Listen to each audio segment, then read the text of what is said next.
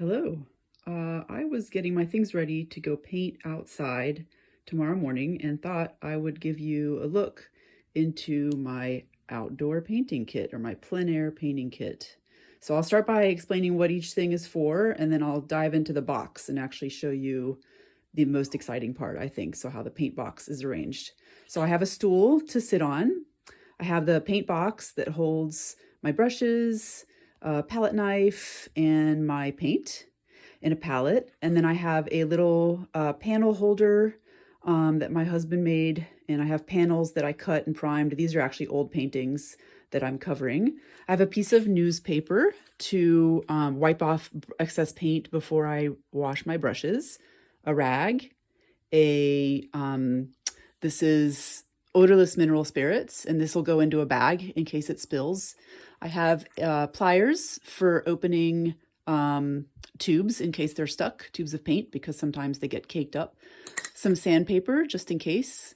I always have a small sketchbook and pencil for making thumbnail sketches before I paint, just to figure out a composition, and a sun hat. So this is the stuff I always bring, and then sometimes I bring other things as needed. So let's get into the paint box. So this is actually a cigar box. I made this, I think, 22 years ago now, back in grad school, with my painter friend, John Redmond.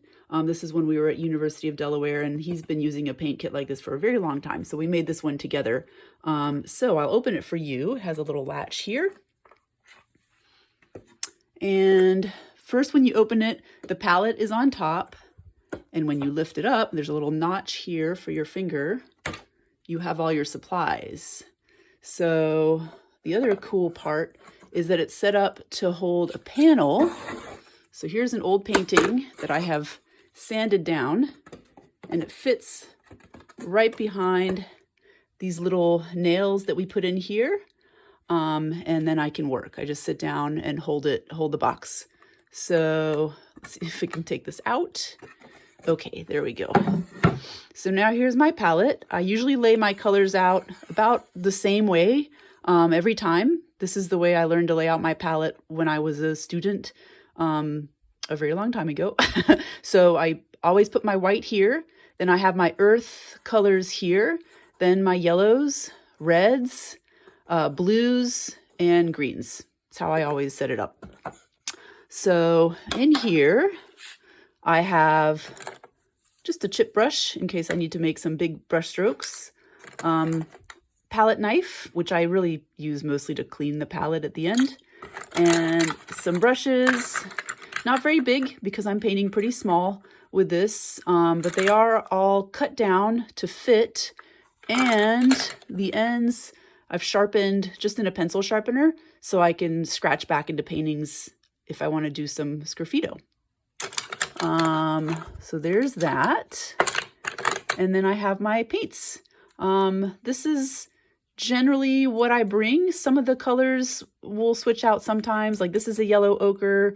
Sometimes I'll bring transparent yellow oxide instead, but I want the yellow ochre right now because it's opaque.